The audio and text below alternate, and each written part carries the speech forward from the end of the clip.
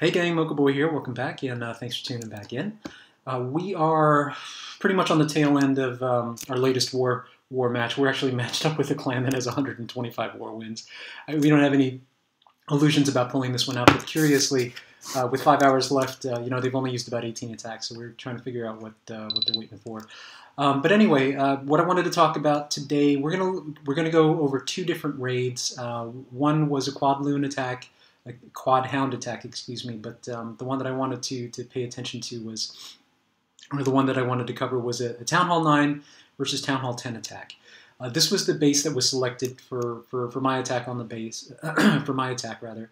And the reason that this base was selected, I don't know if you guys remember, but from like many months ago, when I was a young TH9, decided to make the push to champs using loons, using Lavalunian, that one-star strategy. Picking off exterior buildings. This is a base that's extremely popular in Masters and up in Champs and everything. So, I mean, this was a base that I literally hit like 200 times on my way up to Champs. So, I knew, generally speaking, where certain traps should be. This dead space here, this dead space here is typically where traps are. But the thing about this base is that everything is spread out. So a base like this is susceptible to that strategy of picking off archer towers, exterior archer towers, and then cleaning up with minions to get that extra 50%.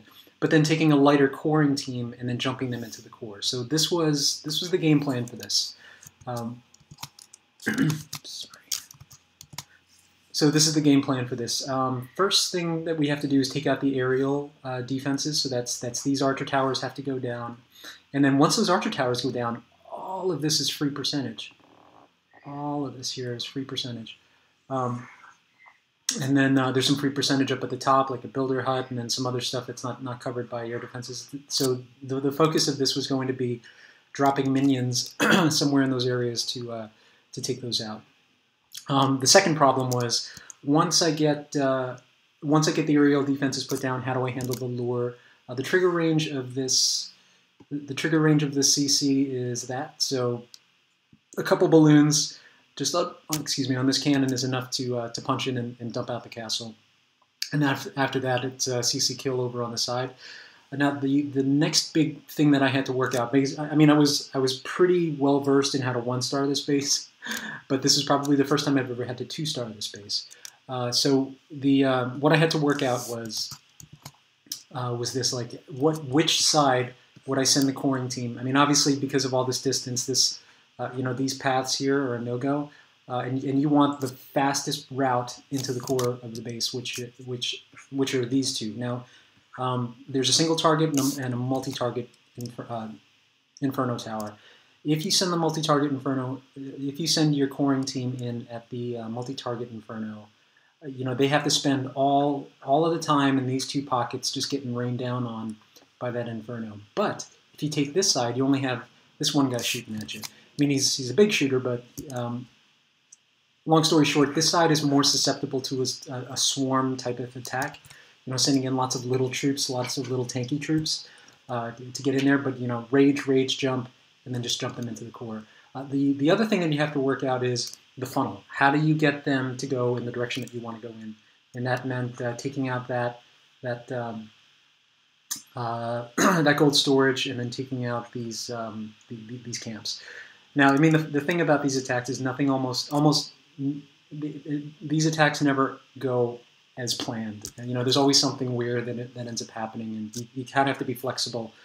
So I like to try to hold some troops back in case I got to do some steering, and you'll see that in the replay. So yeah, there were like 50,000 things going on during this attack, but this is a pretty good template for just to showcase that strategy, and that strategy being taking out archer towers to secure the 50% using minions, and then sending in a lighter coring team to go and take out the core. So before we go into there's just one last thing I wanted to point out.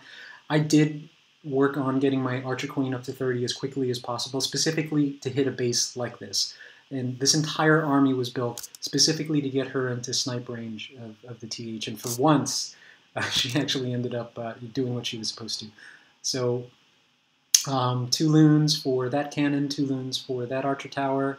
Probably could have gotten away with 1, but wasn't sure how long they would last with that Expo beaten on them. But these two make it in to do the lure. And I saved 2 balloons because I'm going to do a kamikaze balloon drop. I could have brought witches, but like I said, this is something that I had a lot of experience with on my run to champs and ballooning, dropping kamikaze balloons. So I brought 8 barbarians. That's typically enough to get them walked out and do the barb walk. This is again just one of those things that you have to practice doing. It's a lot of fun, especially when you get it right. Oops, sorry. Let's just speed that up. Up, down, get them nice and consolidated, and then drop your balloons. And unfortunately, I ended up missing with one of them, but I had backup minions to take care of them. So the wizard's down, the witches are still up, but then the minions will take them out pretty quickly. So while that's happening, then then I zoomed out and then I started dropping in my minions because they're going to need time to work as I'm doing everything else. So that witch is down, minions are starting to go down. And of course, I'm focusing on this storage because that's going to be part of my funnel. And then all my minions are down, and they're working on just taking out the rest of those buildings as they can. So I dropped my golem, and unfortunately, of course, I dropped it right on top of a giant bomb, which screwed up my timing. And I ended up losing my wall breakers on the first run. Just a half a second in either direction, and you're screwed. So anyway, it was unfortunate, but I did bring extra wall breakers, and I was able to finally punch through that last wall. So once they're in there, 1 rage, 1 jump, I also drop a heal. But then at that point, and this is where, damn you, Pekkas. I lost 2 of my Pekkas, and of course my biggest one. But I did bring a couple of extra giants, and they made it into the core, just long enough to tie up those defenses for the wizards to come in behind and start plowing through. I only brought about 8 or 9 wizards. But mind you, the Archer Queen is right in the middle of that heal. She's raged. She's taking out that layer of defenses, and now she's on the Town Hall. That goes down. And while that was all happening, the minions were kind of just scurrying around the exterior of the base, taking out free percentage. The 2 Pekkas that got away, unfortunately, ended up being a good thing anyway, since they managed to take out some of these extra buildings here. So yeah, that was pretty interesting to see that work. But yeah, hit their number 3 for once the plan actually worked. And there you go. Good fun.